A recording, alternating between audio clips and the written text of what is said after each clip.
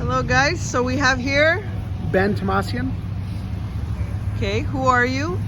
My name is Ben Tomasian. I'm born and raised here in the San Francisco Bay Area, and I've done a lot of things in life.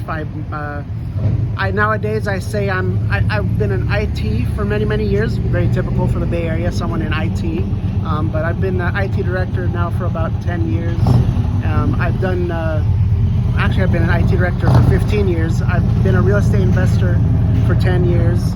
I've been dealing with my health issues as a type 2 diabetic. I used to take insulin shots multiple times a day, 4 or 5 times a day, and I learned how to get off the insulin shots.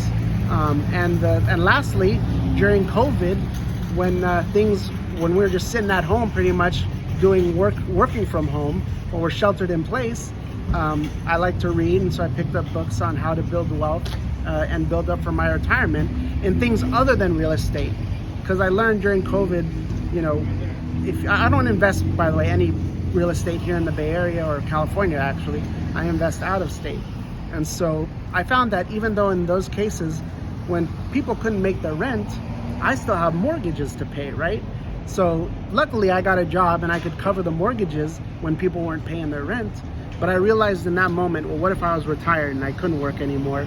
I got to find alternatives to back up my income. So I started picking up books on wealth, and that's what I like to do. I like to sit with people and share that information. What is something people normally don't know about you? Oh gosh, well, usually when people meet me, they don't know about that I'm a YouTube content creator. Before that, I used to read a lot of books, and I created a website, qualitimewithdad.com, and I actually started recording podcasts. So there's some podcasts out there of me reviewing some books I read. Now I've got my website, healthwealthandrealestate.com, and from there it's got links to my YouTube channel and my TikTok. And usually people are surprised when they meet me. They're like, "You got a YouTube channel? What's the link? What's it about?"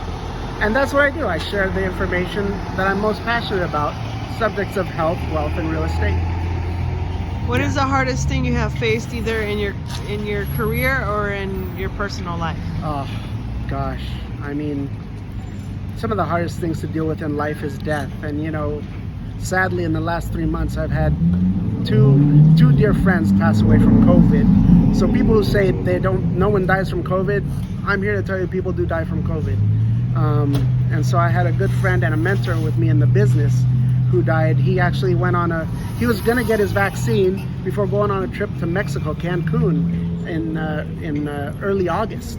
But he didn't get his shot before he went. He got impatient. He said, "I'll be fine." He went to Cancun, he got COVID over there. He came back here a week later. He had to get admitted to the hospital with respiratory issues. 3 months later, he died. He never got to leave the hospital. And then I have another friend of mine who I worked with many years ago. I've known him since I was 19 years old. So I've known him a very long time. He moved to Nicaragua, and he was an awesome guy. And again, he caught COVID, and it wasn't even a week, maybe 2 weeks, and he passed away. So death is definitely an extreme hardship.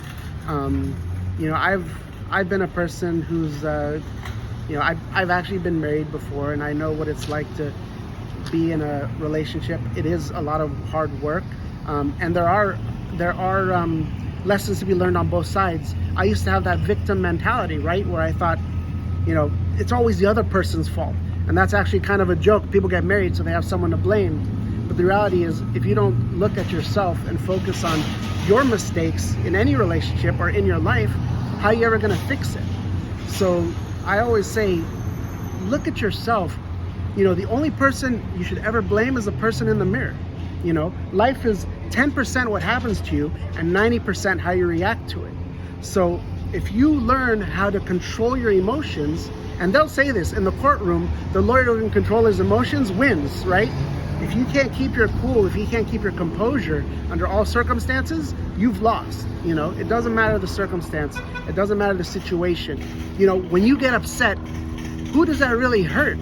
Does it hurt the person you're upset with? No, they're going on with their life. They don't care. But you're the one who's sitting there marinating in the anger, in the frustration, in the stress. The number one thing doctors say people pass away from cancer is, it's not necessarily the cancer, it's the stress that comes from the cancer. It'll slowly kill you. You know, think about what happens when somebody goes to the doctor and they get diagnosed with cancer. 3 things happen, right? First, they get diagnosed with cancer, then they can't work anymore, right? They don't quit their job, but they can't work anymore because now they've got to deal with their cancer. So no income, first stressor. Second, they start building up bills at the hospital, right? All of a sudden, those bills, every time you go to the hospital, every time you go chemo, sometimes you got to get admitted and stay overnight. Boom, that's a second stressor. So now you're not making money and hospital bills are growing on you. Then third, because your health is degrading, you've got all the stress. Chemo by itself is poisoning your body. And that is a stressor. You're unhealthy. You're unable to do the things you did before. Your quality of life has gone in the crapper. So those are the 3 aspects of life. When you get cancer, you get stressed. That ultimately is what kills people, you know? And so people don't realize you gotta have plans for your future. You gotta plan for whatever might happen.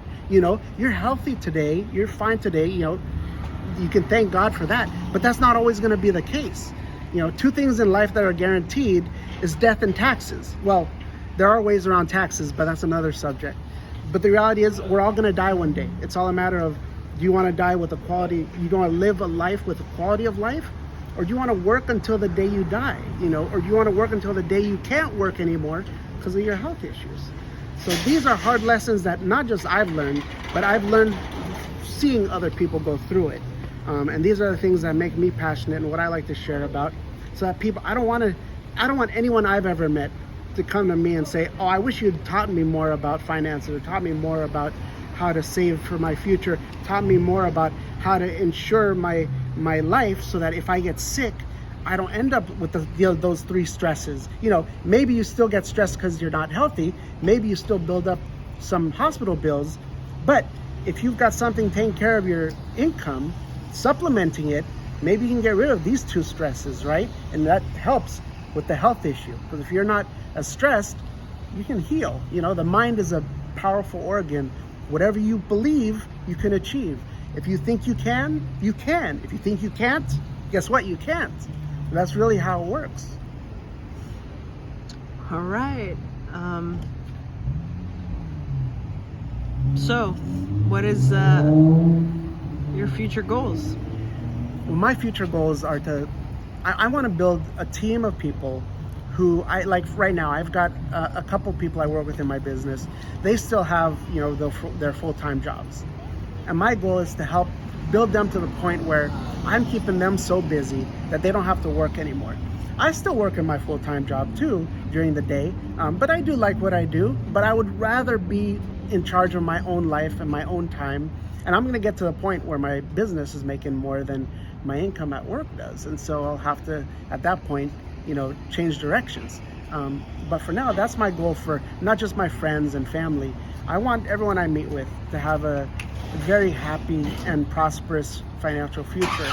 I believe in the 5 F's, you know, which is faith, family, finances, fitness, and fun, you know, and those are just kind of the 5 things I try to like maintain focus on in my life. If what I'm doing isn't like building up my faith, family, finances, fitness, or fun, maybe it's not worth my time, right? You know, we spend too much time on things that do not matter, that we really need to focus. You know, my mentor says it's not hocus pocus, it's focus, right? It's very easy to get sidetracked, but only when we sit down and, like a horse with blinders, focus on what we're supposed to be working on, and we don't deviate from our project until it's complete, only then will we achieve what we want to achieve in life. And so we got to remember, you know, it's very easy to get distracted. You know, our phones keep us distracted. The computer gets us distracted. Someone who said something about us, rumors keep us distracted. All these sources of distractions. Don't let anyone have that power over you. When you blame anyone else or you allow someone to affect how you feel, you're letting go of your own power. Take control of your power. Don't let anyone affect you at all. You know, you are in charge of yourself. If you get upset, you allowed yourself to get upset. If you get angry, you allowed yourself to get angry. If you're happy, you're allowing yourself to get happy. Negative or positive, whatever the case may be, you are in charge, you are in control. And you got to always remember to always be in control. It's very, very important. Where can people find you? I think my website's the best way to find me, healthwealthandrealestate.com. From there, there's a contact me page. I also have like a calendar link. They can click and see my schedule and book time with me for 45 minutes, and I can share the financial education we didn't get in school, unfortunately. You know, we've got people in my business with a 3rd grade education, and we got people in my business who ran their own businesses, who were doctors, who were lawyers, all walks of life. And a lot of them haven't heard of this information when I share it with them. Heck, I've even met with MBAs, you know, who went to college and university, and I shared this information with them and they've never heard of it.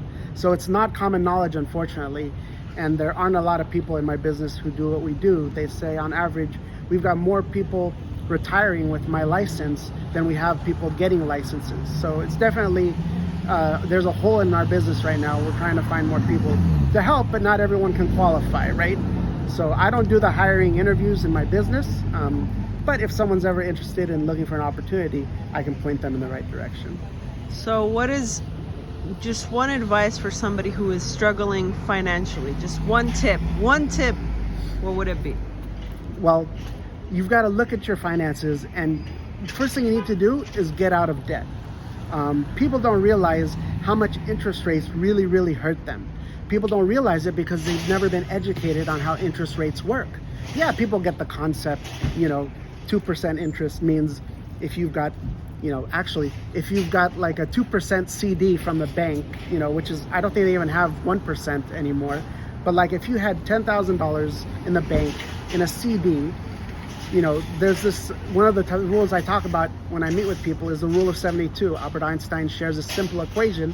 72 divided by the interest rate is how many years it takes for your money to double, right?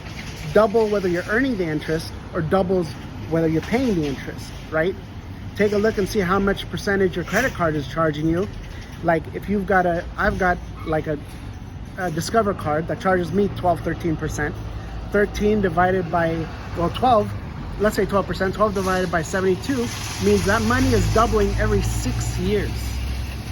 But on the other hand, if you got a CD, a bank CD, and right, a CD, they don't let you touch that money.